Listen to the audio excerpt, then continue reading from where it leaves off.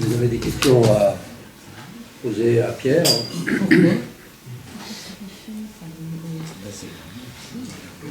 J'en ai une toute bête, c'est juste une question au niveau de l'éditeur. Pourquoi Akrati ou Akrati? Oh, c'est assez simple. Pourquoi pas, effectivement. Oui, non, mais j'ai absolument rien contre Akrati, mais... Pourquoi lui?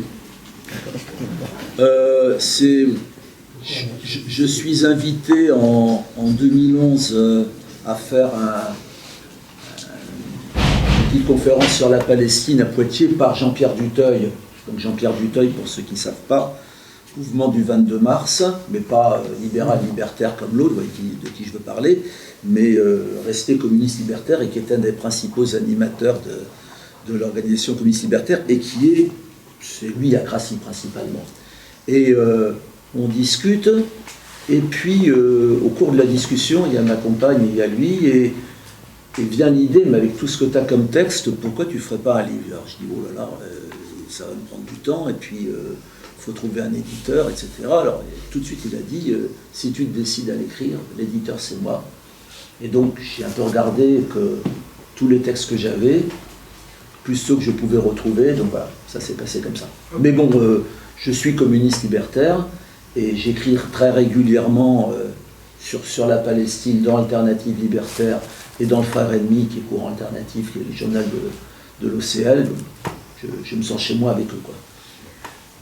Oui. Oui, Pierre, tu as parlé dans ton exposé de la complicité des gouvernements occidentaux. D'ailleurs, je crois que Laurent Fabius rencontre Ehud Barak aujourd'hui à Munich. Mais moi, je voulais intervenir, puisque je travaille à Paris 8, sur la complicité d'institutions universitaires, puisque d'ailleurs nous avons réagi. À l'époque, il y a eu l'annulation du colloque Palestine à l'université Paris 8, qui a dû être délocalisé à la Bourse du Travail de Saint-Denis. Et d'ailleurs, ton camarade co-président de l'UJFP était un intervenant. Et je pense que cette complicité d'institutions universitaires qui normalement devrait être garante d'indépendance et de neutralité, elle est bafouée. Alors c'est très important ce que tu dis. D'abord sur la complicité, je reprendrai des paroles d'Eyal Sivan, cinéaste israélien anticolonialiste, auteur de Jaffa ou la mécanique de l'orange. Il a toujours dit les gouvernements occidentaux, donc l'Europe, la France, voire les États-Unis, ne sont pas complices des dirigeants israéliens parce qu'ils sont mal informés, ils sont parfaitement formés, ils sont complices parce que fondamentalement, cet État dépensant 60% de son budget dans l'armée, les technologies de pointe, et animant une espèce d'international de la sécurité. C'est eux qui vendent les villes fortifiées clés en main pour les riches, c'est eux qui forment les armées en Colombie, en Géorgie, etc. C'est l'État rêvé pour les dirigeants occidentaux. Alors évidemment, je n'ai pas eu le temps de parler du BDS, mais on va venir là-dessus. On avait, c'était une dizaine de jours, on était à Bordeaux, où il y avait 80 personnes dans le grand week-end BDS France. Souvent, les gens sur le boycott, ils voient les oranges de Jaffa, les avocats Carmel et tout. On avait plein de commissions sur toutes les formes du boycott. D'abord, il n'y a pas que le boycott, il y a le désinvestissement, les sanctions, on va en parler, mais de toutes les branches du boycott aujourd'hui, il y a bien sûr le boycott académique, ou universitaire, académique c'est plutôt le mot anglais, qui est très important, dont on va parler. Il y a le boycott sportif, peut-être vous avez vu hier que deux camarades qu'on avait vus à Bordeaux sont descendus sur le stade de tennis à Rouen, en criant Palestine vivra et tout, que la banderole a pu rester 4 minutes dans le stade et qui ne sont pas arrêtés. Ils ont été, je crois, aux nouvelles que j'ai, ils n'ont pas été arrêtés, ils ont été sortis du stade, mais pas arrêtés. Bon, c'est une action dont on avait discuté et tout, on savait qu'elle allait avoir lieu. Donc il y a le boycott sportif. Le boycott sportif, entre autres, Platini a maintenu, malgré de nombreuses pressions, l'Euro des moins de 21 ans de football en Israël au mois de juin, et est prévu le mondial de football féminin en 2015. Bon. Il y a, donc j'ai cité le boycott académique, le boycott sportif, je les oublie. Jean-Guy aide-moi. Quotidien. Hein Quotidien. Non, mais en dehors des boycotts, des boycotts économiques sur Technique, toutes les entreprises qui travaillent. Voilà, Oui. voilà, c'est le boycott culturel dont je voulais parler. Le boycott culturel, c'est arriver auprès de tous les artistes qui veulent se produire en Israël pour les inciter à ne pas y aller. Dans un assez grand nombre de cas, on y est arrivé. Dans un certain nombre de cas, on n'y arrive pas. Et puis, vis-à-vis des productions israéliennes en France, les individus ne sont pas boycottés, mais tout ce qui représente quelque part l'État d'Israël, c'est-à-dire quand il y a un festival du cinéma israélien qui est parrainé par un consulat et tout, évidemment, on boycotte. Alors, ce que je veux dire sur les universités, il faut bien voir ce que nous disent nos camarades israéliens. Il y a un mouvement en Israël qui s'appelle Boycott from Within, boycott de l'intérieur. Un des animateurs, c'est un grand universitaire israélien qui s'appelle Neve Gordon, et il avait eu cette phrase, il avait dit il faut boycotter nos universités, c'est la seule façon de sauver notre pays. Et ce sont des gens très engagés. Il n'y a pas une seule université en Israël qui ne participe pas à la colonisation et qui ne participe pas à l'armement. Toutes. Même, je veux dire, il y a même une université, peut-être vous le savez, qui a été créée dans les territoires occupés à Ariel. L'université d'Ariel est une filiale du Technion de Haïfa, qui est une des plus grandes universités israéliennes. Donc, cette question-là, bien sûr, les universitaires essaient de ne pas se la poser, ils essaient de dire, mais ça c'est neutre, ça il ne faut pas y toucher tout ci. Il faut y toucher, et il faut toujours avoir comme argument là-dessus que ce sont les Israéliens eux-mêmes qui le demandent, les anticolonialistes.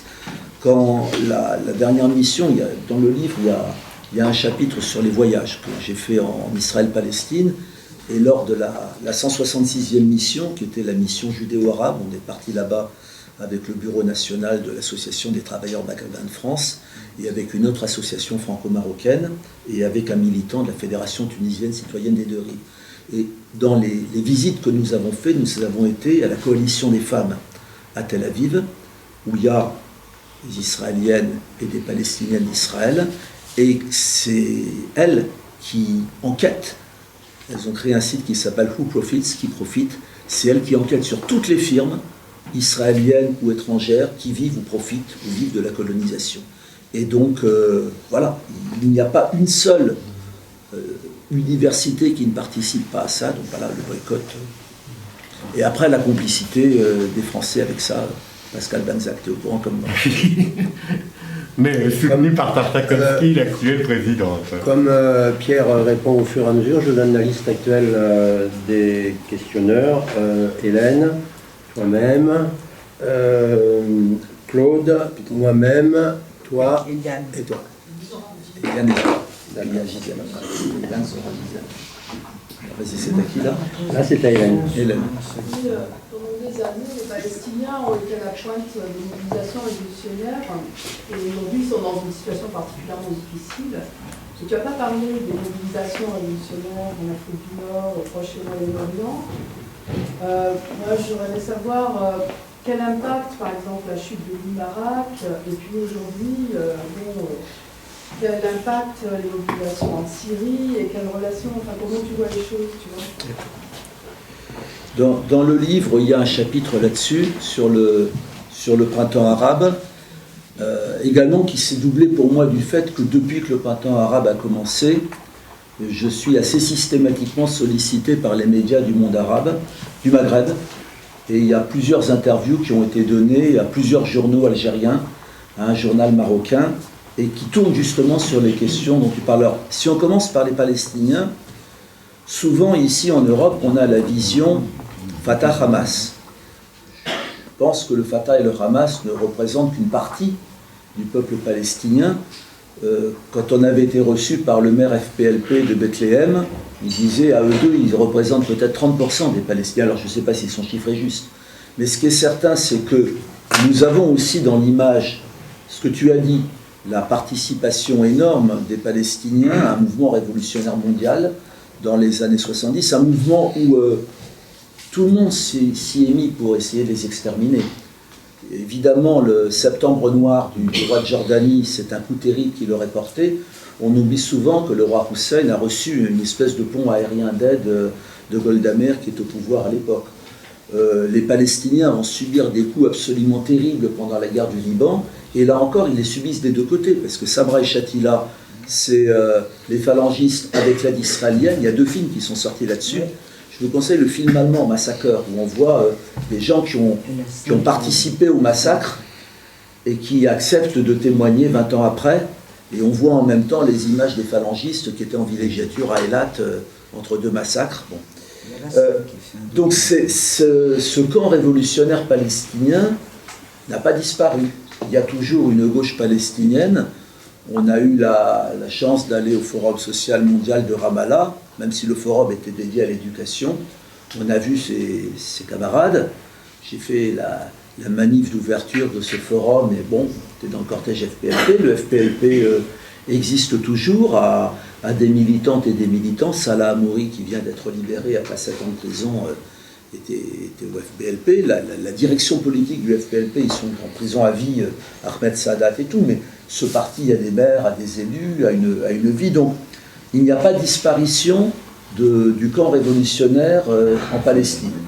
Alors simplement, il y avait l'OLP qui était une représentation assez démocratique de la Palestine, et puis l'autorité palestinienne a eu une tendance de plus en plus mauvaise à se substituer à l'OLP. L'autorité palestinienne est très liée à la Pax Americana, j'appellerais ça comme ça, quoi. Mais ça n'empêche pas que ces forces-là dont tu parles existent. Sur le monde arabe, il y a un truc qui est tout à fait symptomatique. Quand Moubarak tombe, il y a 2 chefs d'État au monde qui regrettent, alors que tous les autres ferment leur gueule, ils disent c'est bien. Il y en a 2 qui regrettent, vous avez deviné lesquels? Netanyahou et Abbas. Ça dit quand même assez long la situation. Donc il est sûr que ça a eu des conséquences en Palestine. Il y a en Palestine même il y a eu des manifestations, mais il y en avait déjà eu avant, un petit peu semblables à celles qu'on a eues dans le monde arabe, sur la question sociale, parce qu'il y a un appauvrissement assez clair dans la région, et également sur la question démocratique, et puis sur la question de l'issue de cette guerre et tout. Sur la Syrie, vous trouverez sur le site de l'UJFP et dans la prochaine revue d'émancipation un même article écrit par Najwa Saloul, qui est une membre de l'UJFP de Lyon, syrienne. Et moi, ce sont mes... Si je l'ai interviewée, c'est que je fais bien un peu ce qu'elle raconte. J'ai toujours dénoncé personnellement ce régime comme étant un régime infâme, qui, c'est peut-être mes origines soviétiques, mais enfin dans le genre liquidation de la gauche, il était pas mal. Son coup d'État à Hafez el-Assad en 70, c'était déjà un coup d'État où il liquide toute la gauche syrienne dès le début. Dans un voyage touristique en Syrie, on voyait bien les splendides ruines de Palmyre, mais juste au-dessus, il y a tas de morts, et on voyait que ça avait été un ancien camp de concentration où ont été enfermés Turc, j'ai oublié son prénom, qui est dirigeant d'une des branches du Parti communiste syrien. Il a passé 19 ans à être torturé et tout. Bon, c'est un régime infâme. Il se trouve qu'il y a environ 500 000 Palestiniens qui vivent en Syrie, dont beaucoup dans le camp d'Yarmouk. De plus en plus, au même titre que la population syrienne, les Palestiniens de Syrie sont dans le camp de l'insurrection. Voilà ce que je peux dire. Je pense que ce régime-là a surtout servi, sur le plan du conflit palestinien, israélo-palestinien, à garder la frontière. Depuis 1973, il n'y a quasiment eu aucun coup de feu entre Israël et la Syrie. Et il me semble qu'il est à l'évidence de l'intérêt des Palestiniens que toutes les révolutions inachevées aillent au bout. Elles sont inachevées, mais il y a quand même des incidences. Vous aurez tous constaté que plomb durci 2008-2009, les Gazaouis sont totalement isolés, personne ne vient à leur secours. Et là, les 150 morts du mois de novembre, il y avait eu la visite du ministre des Affaires étrangères tunisien, du président égyptien, de l'émir du Qatar. Alors si on peut se douter que les uns, les autres et les troisièmes vont à Gaza pour leurs intérêts personnels, il n'empêche que la pression populaire a fait que les Palestiniens ne sont plus aussi isolés qu'avant. Disons, sur le plan international, ce qui se passe dans le monde arabe risque de faire tourner un petit peu la roue de l'impunité israélienne. C'est à toi. Moi, je voulais dire déjà merci pour l'intervention que vous faites de bout en bout, qui sont aussi bien dans ma gauche quand j'entends ça, parce que je viens d'une famille effectivement qui était sioniste, on aimait la Rebecca, on dormait à la maison chez moi quand j'étais petite. Je lui ai laissé ma chambre en tout temps. J'ai serré la main de Sharon. Chacun sa croix. Chacun sa croix. Et je voulais me présenter aussi en tant que... je suis militante d'Alternative Libertaire également, et je suis une fondatrice du réseau centré du colonialisme, et la question de la Palestine, elle est essentiellement au cœur de nos présents, des débats, des échanges. Et je voulais juste annoncer que les enfants d'Armin sera projeté dimanche matin, pour en inviter des camarades de la GUS pour venir parler aussi avec nous. Les camarades du JFP sont évidemment invités à prendre la parole. Et on enchaînera aussi sur le documentaire de Nadir Damboul qui a fait un Bagdad qui s'appelle Palestine aussi. Et je voulais inviter vraiment tout le monde à participer à cet événement, c'est colonial, parce que le fait de... Donne le lieu et la date. Alors oui, je ne suis pas très en mode propagande. C'est 16 et 17 février, mais j'ai des programmes et des affiches par contre. 16 et 17 février, c'est à la Belle d'Ivoire, un accès jeu vidéo à Ménilmontant, vous voyez, 21 vous voyez. Et dire que c'est comme, on parle de colonisation, on parle de France-Afrique principalement quand on parle de colonie maintenant, mais dire qu'il y a le Sahara occidental et la Palestine, c'est quand même deux énormes blessures dans le monde, et que c'est bien d'engager des mobilisations et de créer des passerelles entre les uns et les autres sur ça. Voilà, c'est ce que je voulais dire, et merci pour ça. Claude ? Oui, alors deux questions. Bon, tu connais bien Warshawski. Il a préfacé mon livre. Le Maspen a disparu, je sais. Mais néanmoins, Warshawski représente un courant même, évidemment peu représentatif de la population israélienne, pour le moins qu'on puisse se dire. Mais je voudrais savoir quelle est la dynamique de ce mouvement-là, quels espoirs il porte. Bon, c'est la première question. La deuxième question, c'est une question centrale, je trouve, c'est la question de deux États ou d'un seul État. Alors, la question de deux États ou d'un seul État, ce sont des questions qui sont des vues de l'esprit actuellement, puisque dans la nature même du sionisme, c'est tout simplement l'expropriation du peuple et la spoliation du peuple palestinien qui est en cours. Et la dynamique est très forte actuellement, puisque les colonisations se poursuivent.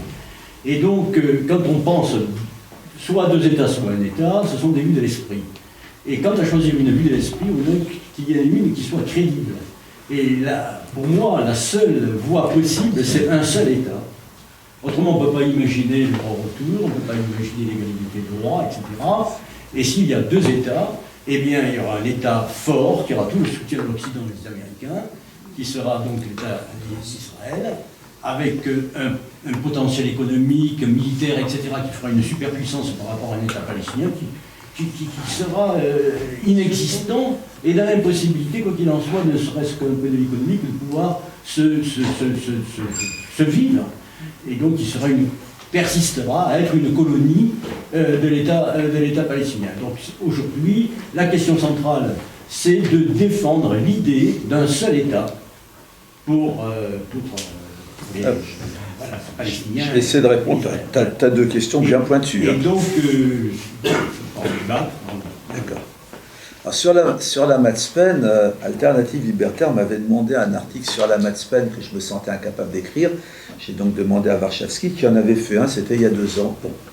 En gros, la Matzpen, c'est la boussole en hébreu, ils étaient 80, et Warshawski raconte que les services secrets, le Shin Bet, croyaient qu'ils étaient plusieurs milliers, et y compris dans l'UJFP, bon, il n'y est plus maintenant, je pense à Liliana et tout, on a des anciens de la Matzpen qui sont allés un petit peu au bout de leur démarche en foutant le camp d'Israël. Alors bon, Liliana, elle est maintenant en Espagne, mais bon, Lijane, elle est plus en Lijane, c'est le réseau juif international antisioniste. Mais par exemple, Ilan Halevi est le représentant de l'autorité palestinienne à Berlin, auprès de l'internationale socialiste, c'est-à-dire qu'il a achevé son parcours à la Matzpen en devenant palestinien, et il était le premier gouvernement de l'autorité palestinienne. Il y avait 2 juifs, il y avait un des Neturei Karta, des sectes ultra-orthodoxes antisionistes, qui était ministre des Affaires religieuses juives, et il y avait Ilan Halevi, qui était ministre sans portefeuille. Bon, pour dire que, alors la Matzpen, ils étaient 80 dans les années 70 à peu près, quand ils sont actifs. Ils ont presque tous fait de la tôle. Warshawski en a fait 1 an d'ailleurs. Hein. Évidemment qu'ils sont peu représentatifs. Il faut comprendre qu'en Israël, l'ère est sioniste. Au berceau. Si vous regardez un film comme Le Mur de Simone Bitton, qui est une Israélienne anticolonialiste, Le Mur commence avec un enfant israélien qui marche le long du mur, et Simone lui parle, il dit c'est quoi ce mur? Et il dit Aravit, il y a les Arabes de l'autre côté. C'est-à-dire que les gens sont nés dans cette éducation-là, qui est le complexe de Masada, qui est nous sommes encerclés, tout le monde veut nous exterminer. Et donc, aujourd'hui, par exemple, il faut parler d'un courant anticolonialiste qui existe en Israël. Il est évident qu'il est très minoritaire. On a des chiffres. Il y a eu des grands moments où, à peu près, ils ont réussi à mettre tout le monde dans la rue. Ça a été l'invasion du Sud-Liban au plomb durci. Et quand ils réussissent à mettre tout le monde dans la rue en Israël de ce courant-là, ils sont 8 à 10 000. Ils n'ont aucun député. Alors, les dernières élections ont quand même donné, vous connaissez dans les prochaines brèves que j'ai envoyées à la revue, 12 députés non sionistes sur 120. Il n'y en avait que 10 avant. 5 du Ta'al, qui est un parti entièrement palestinien musulman, 4 du Parti communiste, 3 palestiniens et un juif, qui est Dov Renin, et 3 du Balad, sur lequel d'ailleurs Warshawski était candidat. Donc il faut voir que dans l'électorat juif, ceux qui votent pour des partis non sionistes, donc j'inclus le PC dans les partis non sionistes, c'est 1 à 2 ou 3% de la population, pas plus. Chez les Palestiniens, évidemment, c'est l'immense majorité. Donc on est un peu dans cette configuration-là, où même Uri Avneri, qui est un opposant anticolonialiste, bon, il a été député autrefois, et il ne l'est plus.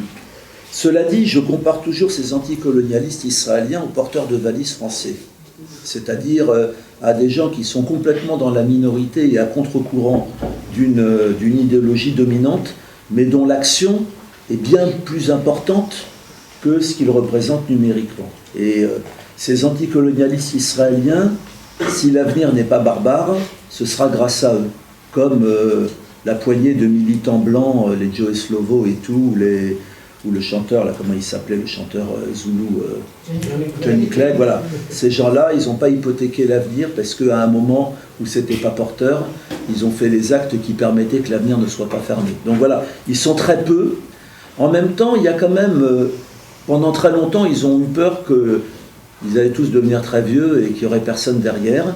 Et il y a la nouvelle génération des anarchistes contre le mur. Bon, allez toutes et tous voir le film 5 caméras brisées qui sort dans quelques jours. Un des réalisateurs, Guy Davidi, que je connais bien, c'est un anarchiste contre le mur. Et eux, alors, le mot anarchisme est un peu bizarre chez eux. C'est pas exactement des anarchistes. Ils n'ont pas une culture libertaire. Ils ont pris ce titre-là parce que c'est ce qui leur paraît le plus. Ils vomissent cette société. Mais pour eux, c'est des gens qui ont 25-30 ans, 35 maximum. Et bon, ils ont refusé l'armée. Pour beaucoup, ce sont des ruptures familiales très douloureuses quand ils commencent à s'engager. Beaucoup disent, vous, la gauche européenne, vous êtes contre le gouvernement, contre la politique, voire contre le capitalisme et tout, mais nous, on est contre la structure même de notre pays, on est contre l'air qu'on respire. Et beaucoup foutent le camp. C'est ça un petit peu le problème des anticolonialistes israéliens, c'est que c'est tellement étouffant que quand ils peuvent, ils s'en vont définitivement ou par moment une partie de l'année. Donc voilà, je dirais, voilà, cette gauche anticolonialiste, elle a le mérite d'exister. Il y a le mérite aussi qu'il y a des associations à la fois israéliennes et palestiniennes. L'AIC de Michel Warshawski a un bureau à Jérusalem et a un bureau à Bethléem. Et celui de Bethléem, Nassar Ibrahim, qui est un FPLP, marxiste, etc., qui a fait de très longues années de prison comme tous les Palestiniens, il dit, si on m'avait dit que j'allais faire une association avec un Israélien, je ne l'aurais jamais cru. Et donc voilà, c'est la rencontre avec Warshawski qui a fait que ça a été possible. Sur 2 États, un État, je pourrais répondre en rigolant. Nourit Peled, qui est une anticolonialiste israélienne dont les 2 enfants, les 2 fils sont... elle a une fille qui a été tuée dans un attentat du Hamas. Et elle a 2 fils qui sont anarchistes contre le mur, et elle me disait en rigolant, et pourquoi pas 0 État. Bon. Mais je suis d'accord avec toi. Simplement, voyons les choses. Les sionistes ont tué l'idée de 2 États. Ils l'ont tué, c'est-à-dire que ce qui était encore possible au moment d'Oslo, un État palestinien réduit à 22% de la Palestine historique, grosse injustice, c'est 50-50 la population, et je ne compte pas les réfugiés. Ils l'ont tué dans les faits, c'est-à-dire que la première chose que tu fais quand tu vas là-bas, c'est où est la frontière. Il n'y a plus de frontière, il n'y a plus de ligne verte. Il y a Ahava il faut une carte française, l'usine de cosmétiques pour savoir qu'elle est en territoire occupé. Tu prends l'autoroute Tel Aviv-Jérusalem, tu traverses les territoires occupés, mais tu n'en sais rien. Et les Israéliens eux-mêmes n'en savent rien au niveau de la Troune. Et puis, Malika, on s'était engueulé avec d'autres qui ne voulaient pas l'admettre comme étant en territoire occupé. Donc, il y a cette réalité où on est complètement dans cette situation. Ils ont tué ça. En même temps, ils ont tué le projet sioniste. C'est ça qui est fou. C'est-à-dire que l'idéologie sioniste est dans l'impasse. Qu'est-ce que c'est que l'idéologie sioniste au départ? C'est un État juif ethniquement pur. L'État juif ethniquement pur nécessite une très nette supériorité démographique, voire 20% de Palestiniens ou 15%, c'était tolérable, c'est ce qu'il y avait entre 48 et 67. 50%, ça n'allait pas. Mais en même temps, le projet historique de la droite sioniste, le transfert, n'est plus réalisable. À moins d'une guerre, une très grande guerre où il serait réalisable, mais à froid, il ne l'est pas. C'est-à-dire que les sionistes se trouvent dans une impasse, et si tu regardes bien, 2 États, ils ont rendu ça impossible, puisque maintenant les colonies sont absolument partout, les populations sont imbriquées. Un seul État, évidemment, ils n'en veulent à aucun prix. Et l'annexion, ils n'en veulent pas parce que ça les obligerait à donner des droits civiques aux Palestiniens et donc à se retrouver dans des élections, dans une situation inextricable d'État fédéral. Et donc, ils ont officialisé aujourd'hui, et on voit que ça ne va pas bien se passer, l'apartheid. Ce que le tribunal Russell dit sur ce qui se passe aujourd'hui en Israël est réalisé de fait par le fait qu'ils ont tué les autres possibilités. L'annexion pure et simple, les 2 États sur la base des frontières d'avant 67. Donc, l'apartheid, et qu'est-ce que disent nos camarades palestiniens, que ce soit dans le sud des États-Unis ou en Afrique du Sud, c'est une lutte qui a duré des décennies, mais qui a fini par triompher parce que c'est très très difficile pour un oppresseur à vie de maintenir l'apartheid et tout. Donc, c'est un petit peu mon espoir. Je pense que l'idée d'une égalité des droits, une égalité des droits vu les populations imbriquées, ce sera à mon avis forcément sur un État, ça s'imposera par le fait que les sionistes eux-mêmes ont tué les autres possibilités. Oui, j'étais inscrit pour une question qui ne te surprendra pas, surtout dans la période, mais à laquelle tu pourras répondre plus tard si tu trouves qu'elle n'est pas en dynamique avec les autres questions. Je reviens au livre et j'aimerais que tu nous donnes peut-être plus que dans le livre un point de vue sur ce qu'ont pu être, puisque ce sont des textes de tendance syndicale ou d'organisation syndicale que tu répercutes, quels ont pu être les positionnements syndicaux, leur évolution en termes déjà de positions principielles et ensuite d'investissement au-delà des positions principielles, je pense par exemple aux missions civiles ou aux éléments concrets sur le BDS, par exemple pour les aspects universitaires et culturels.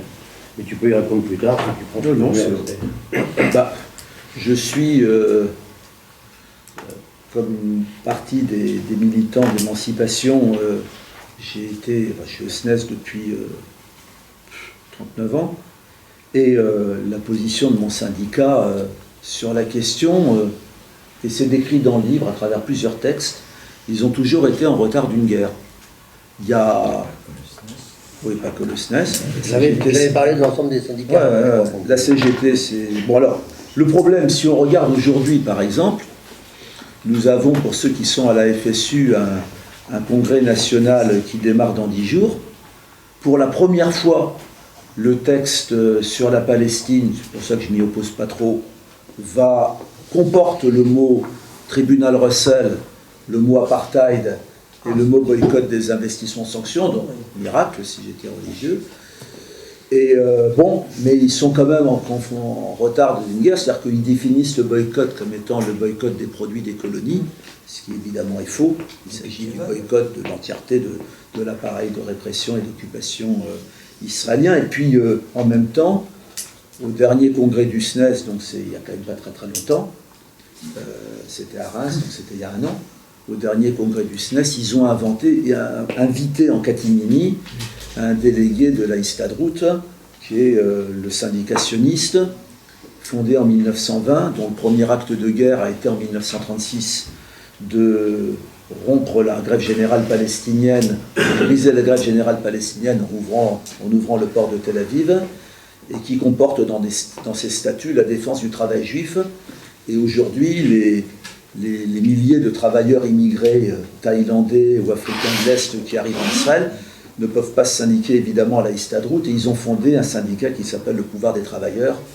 Mais évidemment, voilà, il existe aujourd'hui un petit syndicat, je sais que des camarades de la CNT l'ont rencontré, donc il existe un petit syndicat israélien qui syndique ces milliers de travailleurs africains qui arrivent, qui syndiquent les Palestiniens, qui syndiquent, voilà, et c'est celui-là évidemment que les syndicats par solidarité devraient rencontrer, aider à se construire, et certainement pas la Histadrout. Donc, sur tout ce qui est l'aspect concret du boycott, faire des actions de boycott syndical déjà vis-à-vis de la Histadrout, ou des actions BDS, ben non, on ne les voit pas.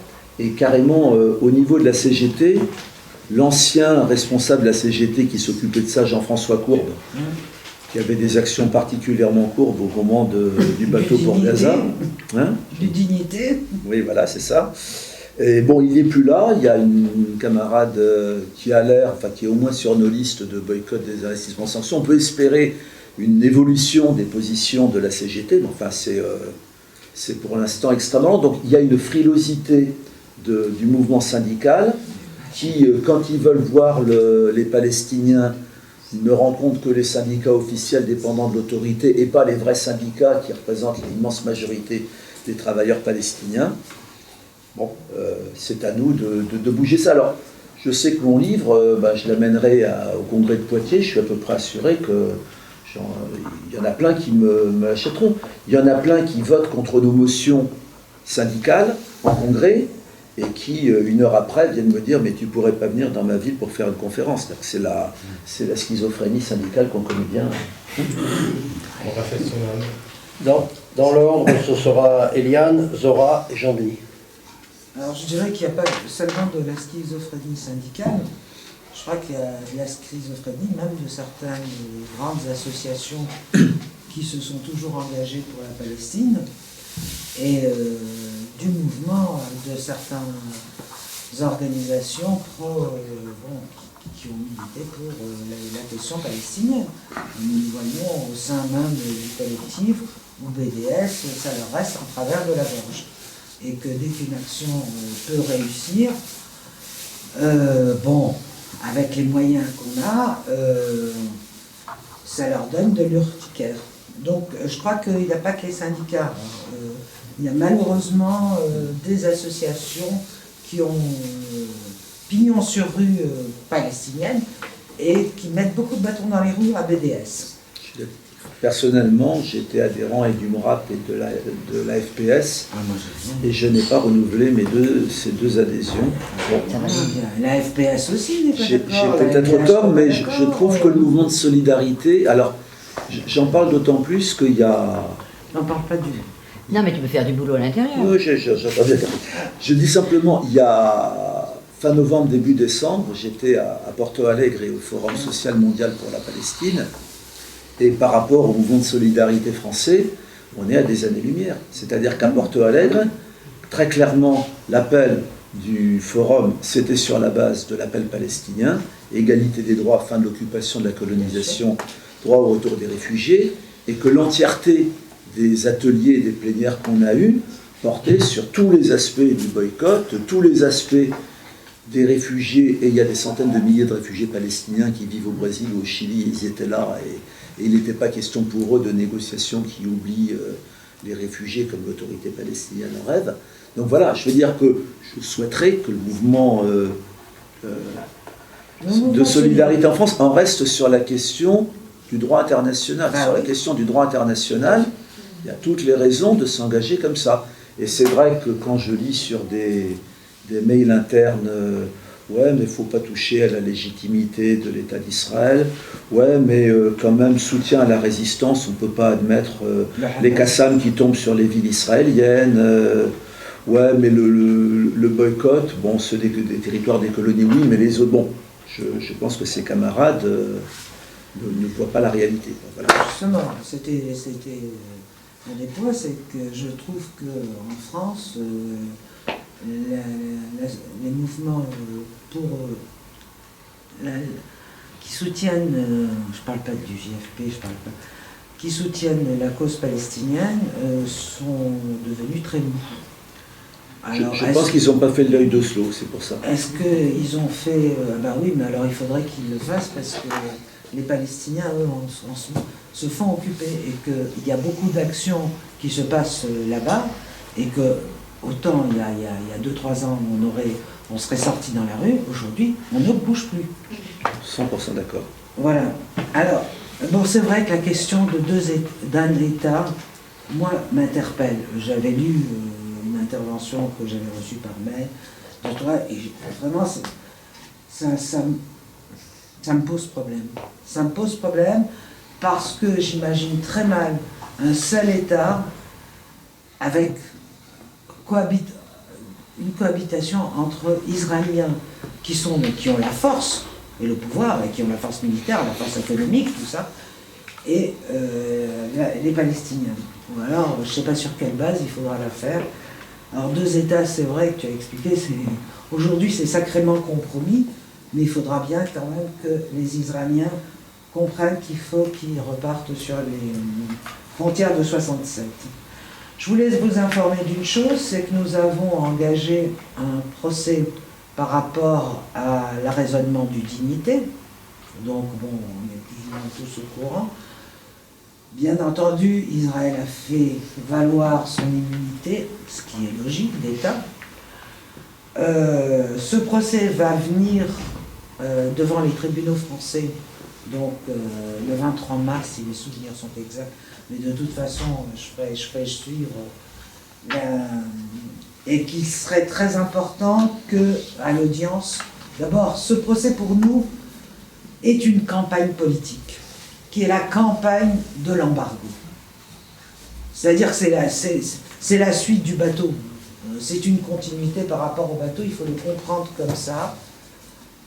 Donc nous souhaitons que ce procès soit une campagne politique, et donc que le maximum donc, on va commencer à diffuser les conclusions de Roland Veil, de manière à soutenir, parce que sinon on va se retrouver nous, seuls, face, et là on se prend la raclée de notre vie. Voilà. On ne sait pas où est l'unité, pour le moment on suppose qu'il est à Ashdod, mais on ne sait pas du tout dans quel état il doit être. Certainement pas en bon état. Voilà. Voilà. Zora. Moi j'avais plusieurs questions. Par répondu à une des questions, c'était sur la crédibilité des syndicats par rapport à la solidarité au niveau du BDS, du boycott. Donc j'en ai 3 autres maintenant. Donc est-ce que tu pourrais nous faire un état des lieux de la solidarité en faveur de la cause palestinienne au niveau des organisations politiques et syndicales en général en France depuis 2006, suite aux élections en Palestine occupée, avec l'avènement du Hamas à Gaza. J'ai une deuxième question. Est-ce que tu pourrais nous dire quelle a été la position de l'Union juive française pour la paix quand Israël avait été invité comme invité d'honneur en fait du Salon du Livre? Je crois que c'était en 2008, en mars 2008. Est-ce qu'il y a eu une position commune? Est-ce qu'il y a eu des débats, des tensions, des désaccords dans votre association? Et une troisième question, alors moi j'ai participé dans un débat il y a quelques mois suite à la projection d'un film sur Norman Finkelstein. Le film s'appelait L'Américain radical. Et j'ai entendu Yann Sivan qui présentait le film qui a dit, je mets des guillemets, c'est les propos de Sivan. Vous expliquer comment je les entends, parce que voilà, je pense qu'il y a des gens qui ne sont pas d'accord dans le débat. C'était « L'Holocauste a blanchi les Juifs ». Donc j'ai trouvé cette phrase très intéressante. Moi, elle m'a parlé, j'ai cru comprendre ce qu'il avait voulu dire, parce qu'après j'ai discuté avec Sivan. Mais je pense que ça peut être une phrase qui peut choquer quand on l'écoute pour la première fois, voilà. Donc voilà mes trois questions. Alors c'est dense ça aussi, hein. Je ne sais pas si j'arriverai à répondre sur tout, je vais essayer. L'état des lieux, c'est sûr que les choses étaient beaucoup plus simples au moment des accords d'Oslo, et après, dans les années qui ont suivi, et l'UJFP se crée en 1994, avec Richard Wagman, ici présent. Au début, les choses sont simples, puisqu'il y a eu les accords d'Oslo d'une part, et il y a l'autorité palestinienne qui représente les Palestiniens. Donc, quelque part, le gros du mouvement de solidarité spécifique à la Palestine se crée un petit peu sur cette idée-là. Et puis, même avant ces élections de 2006 qui sont gagnées par le Hamas, la pluralité des vues en Palestine, ou le fait que la voie choisie par l'autorité n'est pas celle qui est acceptée par tout le monde, va évidemment provoquer des fractures ou tout. On a parlé tout à l'heure de l'état du mouvement de solidarité. Une partie du mouvement de solidarité aujourd'hui en reste à l'idée que Mahmoud Abbas est le représentant des Palestiniens. Ça, n'importe qui voyage en Palestine sait que ça ne correspond pas. Je raconte dans mon livre, dans un voyage où on a vu je me souviens Malika, les ninjas palestiniens, la police palestinienne arrivée de nuit, déguisée comme tous les flics, et arrêtés, on ne sait pas qui, mais enfin visiblement venir dans le village pour arrêter. Donc il est évident que cette fiction que l'autorité palestinienne représenterait aujourd'hui tous les Palestiniens, elle a éclaté depuis longtemps. Une partie du mouvement de solidarité n'en a pas tenu compte. Alors, du côté des syndicats officiels, du côté, j'ai envie de dire, de direction du PC, de la FPS ou tout, on continue un peu à maintenir cette fiction, deux États, l'autorité palestinienne, l'ONU et tout. Je pense que ceci ne tient plus tellement le coup. Et depuis bien longtemps, le mouvement de solidarité, et l'UJFP entre autres, qui en fait partie, est allé aussi sur d'autres terrains. Nous avons des relations assez privilégiées avec les CCI-PPP, les missions civiles, donc qui depuis maintenant plus de 10 ans organisent des missions de toutes sortes et de toute espèce de solidarité en Palestine. On y fait ce qu'on a envie de faire, on va dans les camps de réfugiés, on va aider les paysans à cueillir les olives ou défendre les paysans contre les agressions de colons et tout, mais donc il s'agit bien d'une solidarité qui est beaucoup plus directe. Génération Palestine, nous avons aussi des relations privilégiées, ce sont des jeunes, au-delà de 30 ans, on n'est plus à Génération Palestine, très souvent issus de l'immigration, mais pas toujours, et qui ont des actions de solidarité de jeunes qui aussi vont là-bas. Et je suis content qu'à Marseille, systématiquement, ils me demandent politiquement et historiquement de les former avant de partir. Donc il y a cette espèce d'activité. Donc voilà, le mouvement de solidarité, il n'est plus unique et on a l'impression qu'il y en a qui n'ont pas très bien accepté qu'il ne soit plus unique. Sur le salon du livre, Jean-Guy, tu vas peut-être me dire, parce que mes souvenirs sont un peu flous, mais il me semble qu'il y avait un contre-salon du livre dans lequel nous avions nos camarades qui exposaient aussi, quand il y a eu le salon du livre israélien, non? C'était une opposition interne au salon du livre, c'est voilà. Comme ça que ça s'est passé. D'accord. C'est-à-dire qu'on avait pensé que c'était pas juste de laisser la parole aux seuls sionistes. Et donc à ce moment-là, il y avait un stand avec Eric Kazan et Yal Sivan. Et donc ça a été une expression non sioniste à l'intérieur du salon du livre. Mais... Nous, on a pensé, hein, bon, il y avait le pour et le contre, il y a eu des débats, hein, mais on a pensé que ça serait plus productif de manifester une voix contre la politique israélienne à l'intérieur du Salon du Livre, plutôt que d'appeler à tout boycotter. Voilà. Et surtout, on a fait une manif à partir du sort de sionistes, poursuivis par les sionistes et protégés par les blacks de la sécurité. Et vraiment, et jusqu'au bout, je fais exprès, baraqué. Et jusqu'au bout, ils ont fermé une porte pour nous protéger des sionistes. Bon, Catherine n'intervient jamais que comme ça, donc. Je souhaite. Absolument. Alors bon, la dernière question sur Finkelstein, je suis un petit peu doublement voté. D'abord parce que Norman Finkelstein, qui est bon, aujourd'hui, pour une raison qu'on ne comprend pas trop, une grande brouille qu'il a eue avec Omar Barghouti, qui est à l'origine de l'appel BDS palestinien, il est en train de virer de position de façon assez sérieuse par rapport à ce qu'il a dit autrefois. Norman Finkelstein, justement, il a écrit beaucoup et il s'est rendu célèbre aux États-Unis en dénonçant la récupération éhontée, ce que tu dis, l'industrie de l'Holocauste, c'est-à-dire comment aux États-Unis on a transformé le souvenir du génocide en quelque chose avec lequel on pouvait faire de la propagande et surtout du fric. Bon.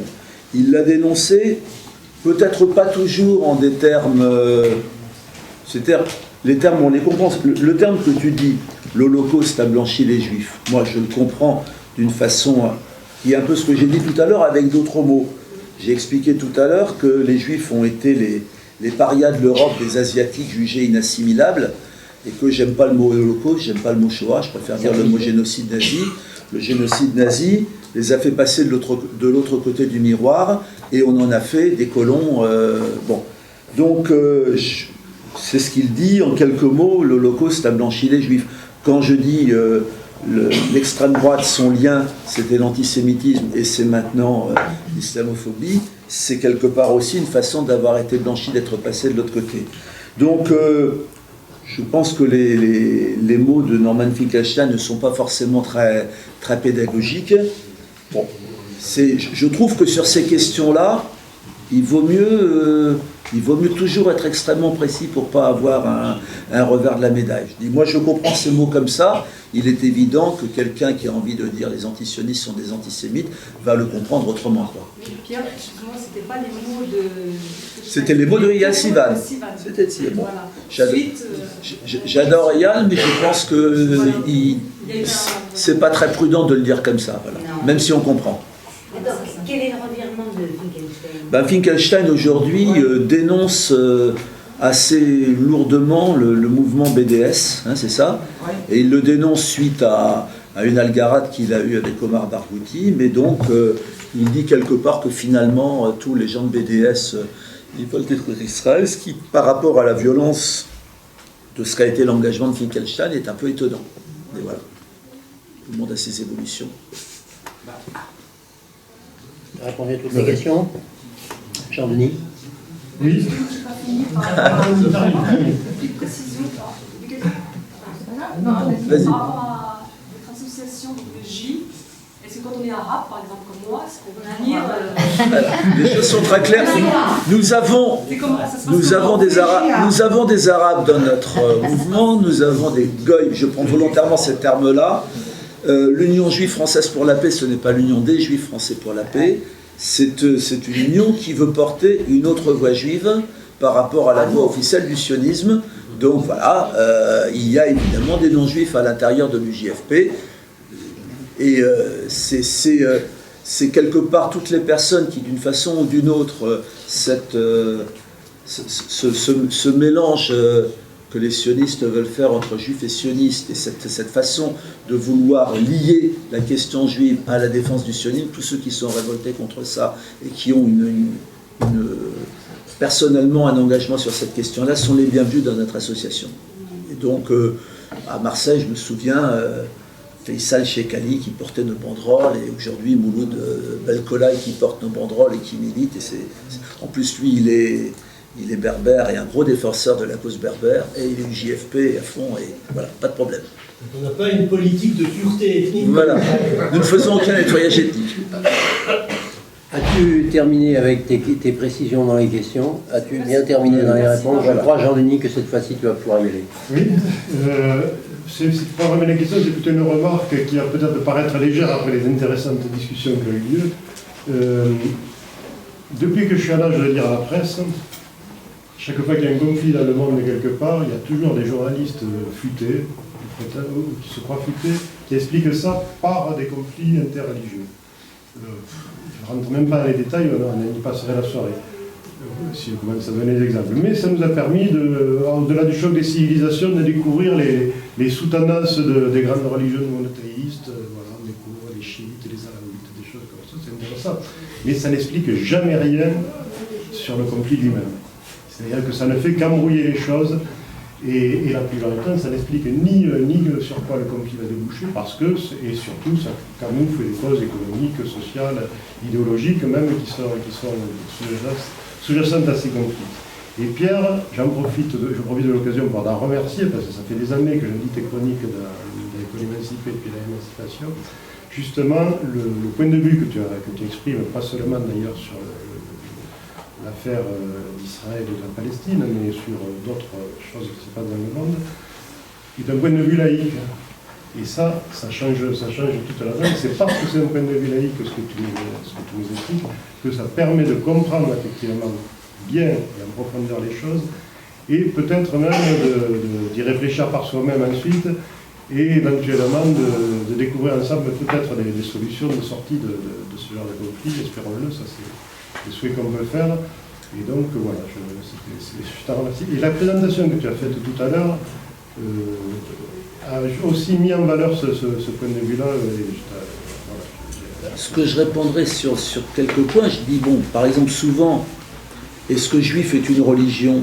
Je dis souvent, la moitié des 6 millions de morts n'étaient pas croyants, à commencer par ceux de ma famille. Et donc non, depuis bien longtemps, ça ne l'est pas. Ce que je dis, c'est que ce conflit est colonial. Ce conflit est colonial. Les gens qui ont inventé l'idéologie sioniste n'étaient pas croyants. Par contre, ce qui est certain, c'est que les religions compliquent les choses.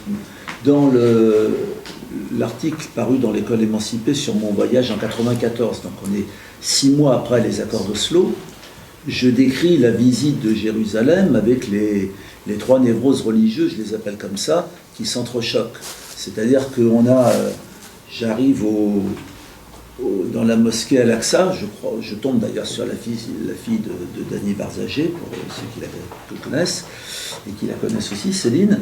Bon, et puis à l'entrée de la mosquée Al-Aqsa, il y a la tunique des martyrs. Bon, et puis je fais quelques pas, je me retrouve au mur des lamentations où je me fais injurier parce que je suis d'abord allé du côté des femmes.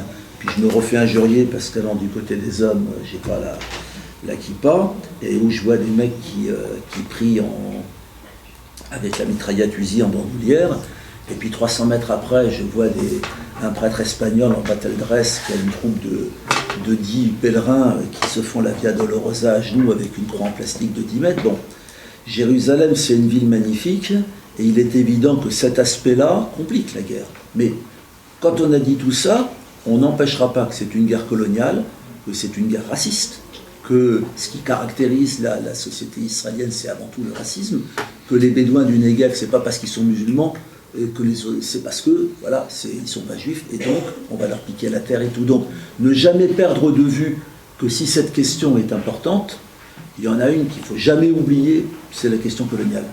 Et là, on a un remake de la question coloniale avec cette guerre-là qui est in vivo, qui y en plein. In vivo, l'expression peut-être abusive, oui. Il n'y a plus d'intervenants. Je voulais juste dire, pardon, parce que c'est vraiment une virgule quand tu parlais de... Mais j'allais inciter à ce qu'il y en ait d'autres, surtout s'ils étaient frustrés, vas-y. J'étais un petit peu inquiète. Quand on parle de l'amalgame entre antisémitisme et antisionisme, je voulais dire aussi qu'il faut aussi pointer du doigt la responsabilité de ce qu'on peut appeler la communauté juive, parce que c'est vrai que même, je veux dire, on ne peut pas, j'habite au Cuchon, voilà, et c'est vrai qu'on ne peut pas tenir un propos politique antisioniste en reliant ça à l'anti-impérialisme sans être immédiatement taxé d'antisémitisme, y compris par des gens de religion juive assumée. Donc il y a aussi une responsabilité, voilà, c'est pas uniquement les journalistes ou les méchants qui parlent comme ça, c'est aussi les d'eux-mêmes, alors bah, est-ce qu'ils ont intégré le truc, j'en sais rien, les d'eux-mêmes à la limite, ils font en sorte que cet amalgame se fasse, puisqu'on ne peut pas parler totalement librement sans se voir balancer à la figure cette histoire de l'amalgame. Et je voulais dire aussi un truc qu'on a évoqué en fin d'intervention, le fait de dire que la lutte pour la cause palestinienne et l'anti-impérialisme, c'est vraiment des portes d'entrée pour des réseaux extrêmement toxiques. Et je pense qu'il faut qu'on ait vraiment une grande vigilance sur ça, y compris même les luttes de sans-papiers, où on voit la Sora et compagnie arriver. Et je pense que tu as cité Blanc-Rouge et Bricmont, c'est deux personnes qui sont, à mon sens, éminemment dangereuses, parce que surtout Bricmont, parce qu'il avance un peu plus masqué. Et moi, je pense qu'il faut vraiment en parler et montrer leurs écrits, parce que même dans les mouvements dits progressistes, il y a une certaine indulgence pour leur façon de parler, parce que putain, ils savent faire, quoi. Donc, voilà. On s'est engueulé sur la liste BDS France à propos de Bricmont, donc même sur la liste BDS France, il y a des gens qui soutiennent Bricmont, hélas. Hélas, hein, j'ai envie de ça. Ou de décryptage du discours. Je peux répondre là-dessus. Je n'ai pas parlé de la communauté juive organisée en France, mais c'est évidemment quelque part une horreur. Voilà. L'UJFP a organisé, y compris un contre-dîner du CRIF à Lyon. Il y en a un autre qui est en préparation, j'espère qu'il verra le jour. Je voulais dire que il n'y a pas que dans Alternative Libertaire ou dans le journal de l'OCL que j'ai écrit aussi dans le dernier numéro de CQFD. J'ai souvent été interviewé là-dedans. Et celui qui m'interviewe me demande, mais finalement, est-ce que tu ne considères pas quelque part que le sionisme est antisémite? Et je lui ai répondu, antisémite, le mot est chargé de quelque chose que je ne pourrais pas dire. Anti-juif, c'est évident.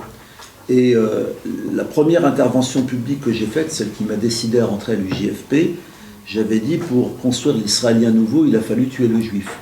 Et je le pense véritablement. C'est-à-dire, je pense vraiment que le sionisme est une fermeture, est une dégénérescence de toutes les formes de judaïsme, laïque ou religieux, un peu comme la pensée de Milosevic était une dégénérescence pour la Serbie, ou je dirais même l'hitlérisme pour l'Allemagne. Il y a une fermeture, il y a tout ce qui a pu faire, je dirais pas un génie comme ma mère qui l'aurait dit volontiers, mais en tout cas tout ce qui a pu faire que les juifs en minorité avaient lié leur propre émancipation à celle du monde entier, qui a été fermée dans une idéologie mortifère, colonialiste et raciste, et c'est pas tolérable. Et je pense que s'adresser aux juifs, je sais que c'est très difficile, on y arrive très peu, c'est bien quand même qu'ils inscrivent dans la mémoire qu'il y a une pensée dissidente qui existe, celle de l'UJFP ou celle d'autres personnes, mais leur dire en tout cas qu'ils ont radicalement transformé l'histoire juive, c'est à faire.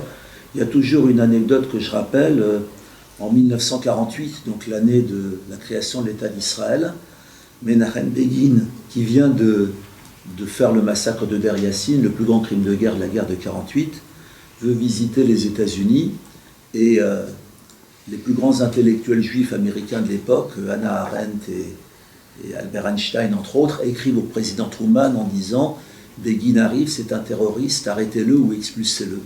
Donc je dis clairement, nous sommes dans le camp d'Arendt et d'Einstein, et les autres, il faudra bien réussir à gagner la guerre contre eux. Est-ce qu'on peut conclure comme ça? Un petit truc. Pourquoi tu dis Tsahal? Faut que ça ait le corps, c'est un sigle. Ça m'énerve. Hein? L'armée criminelle israélienne. Ouais, mais pas de Tsahal, parce que ça personnalise. T'as raison. Je vais avoir l'air naïf, mais je ne connais pas Bricmont. J'en ai entendu parler et on vient 2 ou 3 fois. Alors, est-ce que vous pouvez me dire quel est le piège là? Parce que si jamais je l'entends un jour,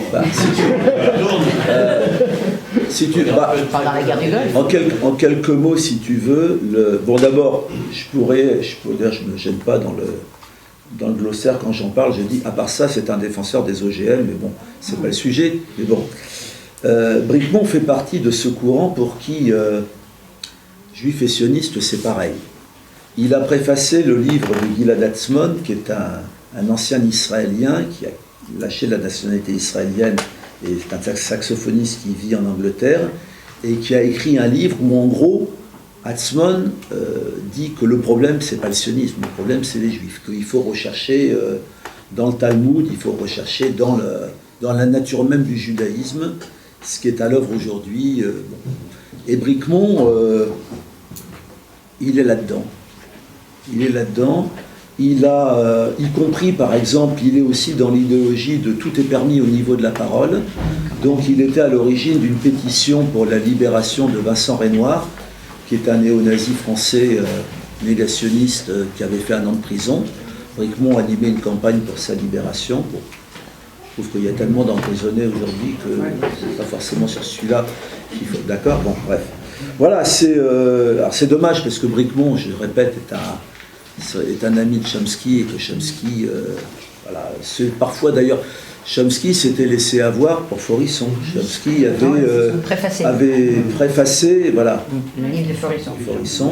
C'est-à-dire que c'est un peu toujours cette idée, une idée qui est très américaine, que la liberté, on a le droit de tout dire et tout.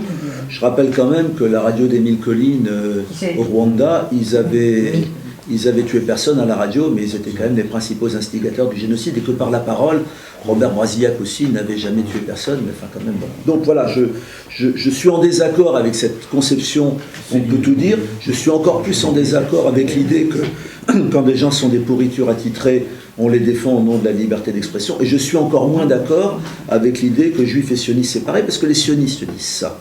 Donc eux ne sont pas antisionistes, ils sont quelque part antisémites, puisque pour eux le problème c'est pas le sionisme, c'est les juifs. Mais il y en a pas mal. Israël Shamir, c'est encore plus net, quoi. Il est allé chercher le protocole des sages de Sion, des conneries comme ça. Donc voilà, Bricmont, je le considère, mais je ne suis pas tout à fait seul, comme totalement infréquentable. Mais je dis, dans le mouvement pour la Palestine, ça ne fait pas consensus. J'ai même été à 2 reprises invité pour être à la tribune avec Bricmont. Les 2 fois, j'ai refusé. Mais...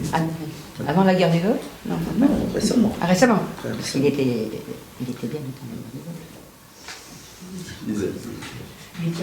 Juste rapport avec la parenthèse que tu as faite sur la radio de Nicolie, les principaux instigateurs du génocide rwandais, c'est l'Élysée et l'armée française. Oui, c'est juste ça. On aura un débat au mois de mars, juste avant le procès que l'armée française est en train de... Avec Jacques Morel. Il y a un autre petit truc, moi ça me gêne un peu, dans les pièces palestiniennes, les troupes qui viennent, enfin j'en ai vu plusieurs, ils disent les juifs, ils disent pas les Israéliens, dans une troupe d'enfants. Si tu veux, il dit Yaoudi, et bon, comment, enfin, jusqu'à 1948, on ne voit pas comment il dire autre chose, puisqu'il n'y a pas d'État d'Israël. Donc, dans tous les films, j'ai parlé de La Terre par l'Arabe par exemple, on fait témoigner des Palestiniens sur la façon dont ils ont été dépossédés de leur terre, ils disent les Juifs, on ne peut pas dire autrement. Donc après, les choses changent. Ce que je peux dire en tout cas, c'est que dans tous mes voyages en Palestine, les gens savaient qu'on était juifs, ça leur faisait profondément plaisir, que grâce aux anticolonialistes israéliens, la différence est faite, qui savent qu'il y a des Israéliens et des Juifs hors d'Israël qui soutiennent la cause palestinienne. Voilà. On va peut-être arrêter. Si vous voulez, on va prévoir un temps pour des échanges interpersonnels avec Pierre, c'est nécessaire, des signatures pour l'ouvrage que vous allez peut-être acquérir et lire derrière, il faut s'y prendre à l'avance.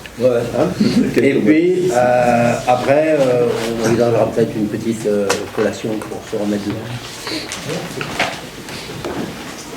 En te remerciant pour avoir été très complet par ailleurs.